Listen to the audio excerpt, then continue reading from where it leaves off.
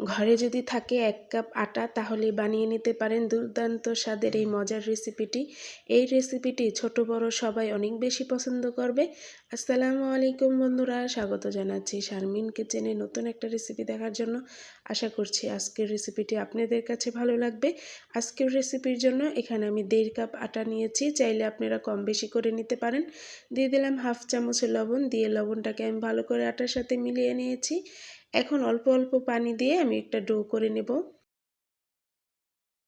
এখন দিয়ে দেব 1 টেবিল চামচ রান্নার তেল আর পানি দিয়ে আমি ভালো করে একটা ডো করে নেব। ডোটা বেশি নরম করা যাবে না বন্ধুরা, একটু শক্ত করে নিতে হবে। নরম হয়ে গেলে নাস্তাগুলো বানাতে কষ্ট হবে আর সুন্দর হবে না। তো আমি শক্ত করে একটা ডো করে নিয়েছি। এখন আমি রেস্টে রেখে দিয়েছিলাম 10 মিনিটের জন্য।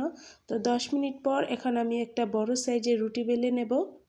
রুটিটা বেশি পাতলাও করা যাবে না, বেশি মোটাও করা যাবে না, মিডিয়াম করে নিতে হবে।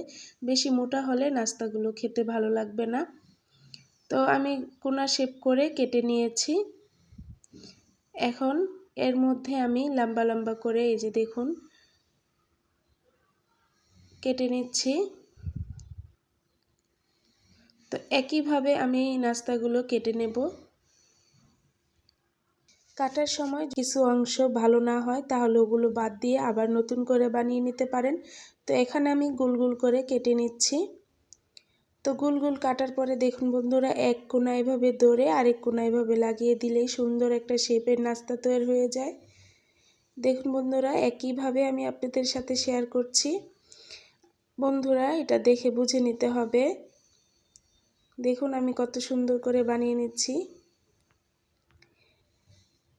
এই নাস্তাটা আপনারা রুটি দিয়েও বানিয়ে নিতে পারেন। আপনাদের ঘরে যদি এক্সট্রা রুটি থাকে তাহলে চাইলে রুটি দিয়েও এভাবে নাস্তাটা বানিয়ে নিতে পারেন। তো একইভাবে আমি সবগুলো নাস্তা রেডি করে নিয়েছি বন্ধুরা। এখন আগে থেকেই চুলায় আমি পানি বসিয়ে দিয়েছি। পানিটা বলক আসার পর আমি এখানে দিয়েছি 1 টেবিল চামচ রান্নার তেল দিয়ে এখন আমি সবগুলো নাস্তা একটা বলক তুলে নেব। ভিডিওর এই পর্যায়ে আমার সকল বন্ধুদের কাছে একটাই রিকোয়েস্ট, প্লিজ একটি লাইক দিয়ে আমার ভিডিওটি দেখে নেবেন। যদি রেসিপিটি ভালো লাগে আমার চ্যানেলটি সাবস্ক্রাইব করে আমার পাশে থেকে যাবেন বন্ধুরা। সবগুলো নাস্তা দিয়ে এখন আমি একটা বলক তুলে নিয়েছি। এখন সবগুলো নাস্তা আমি তুলে ঠান্ডা পানি দিয়ে ধুয়ে নেব। তাই আবারও প্যান বসিয়ে দিলাম। প্যানের মধ্যে দিয়েছি আমি 2 টেবিল চামচ রান্নার তেল। এখানে দিয়ে দিলাম আমি একটা মাঝারি সাইজের রসুন কুচি। রসুনটাকে কিছু সময় ভাজার পর দিয়ে দিলাম পেঁয়াজ কুচি। আমি এখানে একটা পেঁয়াজ কুচি দিয়েছি। পেঁয়াজটা আমি কিছু সময় ভেজে নিয়েছি। এখন দিয়ে দেব একটা টমেটো কুচি। টমেটোটাকে আমি পেঁয়াজের সাথে কিছু সময় ভেজে নেব। টমেটোটাকে ভাজার পর এখানে আমি দিয়ে দেব অল্প পানি, দিয়ে টমেটোটাকে আমি ভালো করে ম্যাশ করে নেব। এখন দিয়ে দিব 1/2 চা চামচ মরিচের গুঁড়া, 1/2 চা চামচ লবণ দিয়ে আমি ভালো করে মিক্স করে ভালো করে কিছু সময় কষিয়ে নেব। কষানো হয়ে গেলে এর মধ্যে দিয়ে দেব, আমার বাসায় অল্প ক্যাপসিকাম ছিল তাই আমি দিয়ে দিলাম, চাইলে আপনারা বাদ দিতে পারেন।